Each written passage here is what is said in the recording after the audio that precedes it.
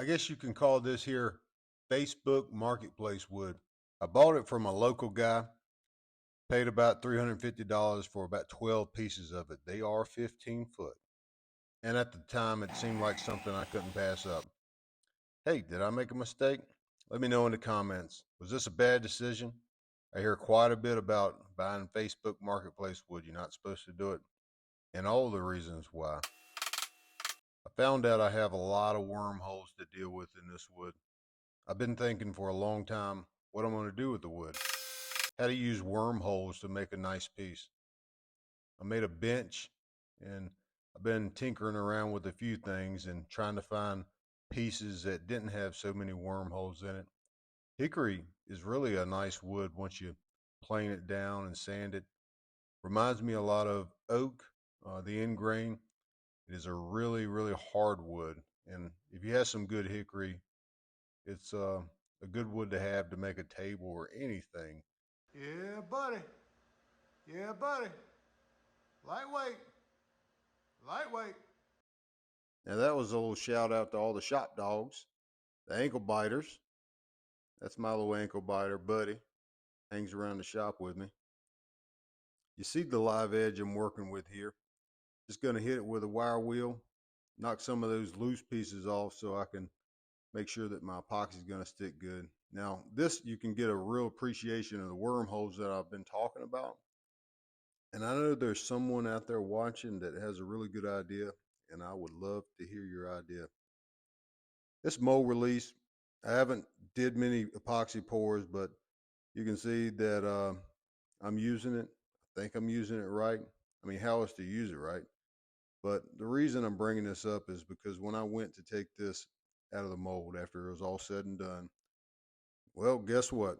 The mold release did not work. I mean, did not work.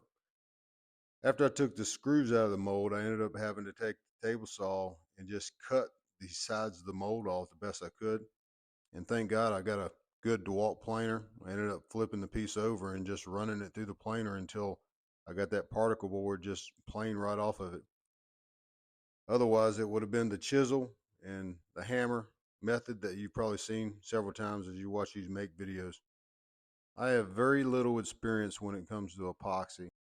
But like I was telling you earlier, I'm looking for a solution for the wormholes.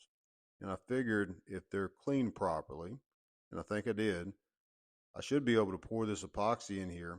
And you're going to see me pour it pretty high and let this epoxy seep down in those wormholes. And it should create a nice effect, some aesthetics where it shows the epoxy through the wormholes. And maybe not, but I'm going to give it a try. Over poured here, and you'll see later that I planed this over pour right off. And as you would expect, the wormholes really pulled in the epoxy, and overall it did well. From this footage here, I've already planed the top, cut the sides with a table saw, but the bottom still has that melamine particle board piece stuck to it. I'm going to be using a CNC to cut out the pieces. This program here is called Carbide Create. The CNC that I use is a Shapeoko 4. It has a 32 by 32 inch bed. It works really well, and it's not that expensive. I think it's perfect for, I'll call them the advanced do-it-yourselfer or the lazy woodworker. What I find myself doing on these CNCs more than anything is using that Carbide Create program to create things. I like to design new things. In this case, it's the whiskey smoker that I don't think anybody else has. I like to make stuff that just sets my item apart from anything else that's out there. Now you say, hey, I just don't have the time to sit there and design something and learn a program. You can go on Etsy right now and search digital files for CNC, for example. You're going to find files that folks have already designed. You can buy those files for starting at 99 cents, download them right to your program, and cut the item right out. There's some really neat stuff out there. Like I was saying earlier, I like to design my items, but I've went on Etsy plenty of times, found things that was neat, downloaded it, and cut it out, saved myself some time. More recently for me, I've taken some of my designs and I've put them on Etsy. I'll put a link in the description. You can go check them out if you want to. You will find this whiskey smoker design in my Etsy page. I'm not showing my sanding and finishing process here. You can see that anywhere. But the black, you see the dark spots, that's Rubio Monocoat that I put on the whole piece. You'll see the backside Rubio Monocoat charcoal, the dark. Now, I sanded it off the top because I didn't like how dark it was and it didn't contrast well with the black epoxy. So sanded it off the top. You'll see in the next clip here, I'm using the Rubio Monocoat Pure. Most everything I'm using here, I'm going to have a link in the description that you can check out in case you want to make one of these yourself. You can have the information on what I'm using.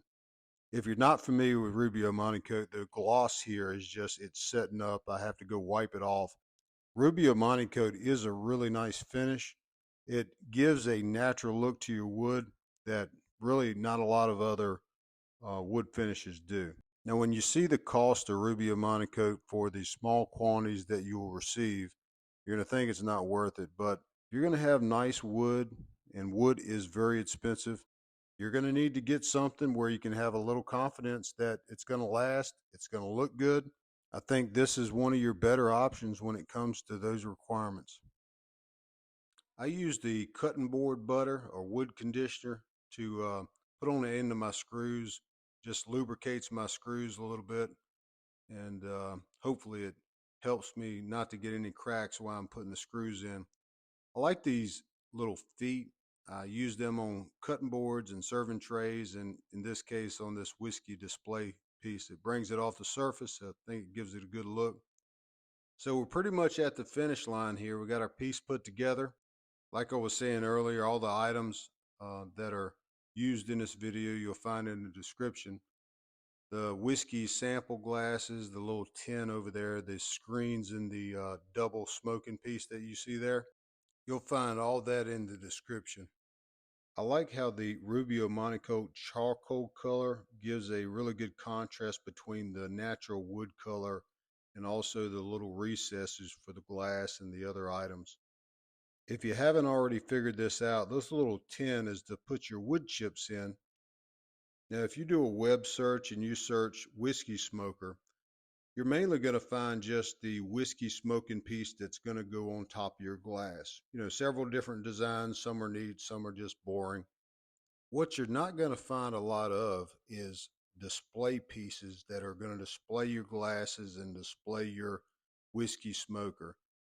You're not going to find any that incorporate something that holds your wood chips or look as cool as this one. I can guarantee you that.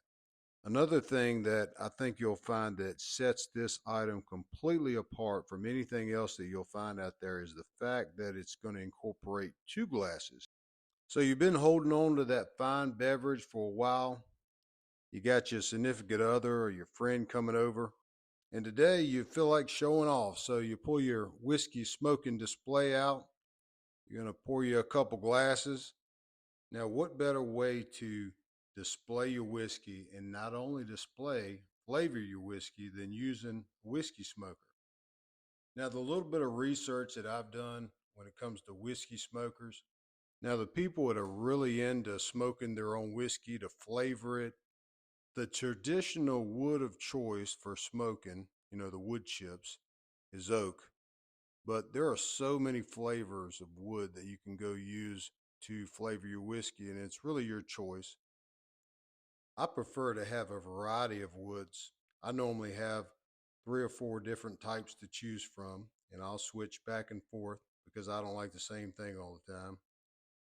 Some folks are wondering, does this really flavor your whiskey? And the answer is yeah, it does. It gives a unique fragrance and flavor to your whiskey. And just like whiskey and bourbon, this is not for everybody. You're going to have folks that just don't understand why folks would do this.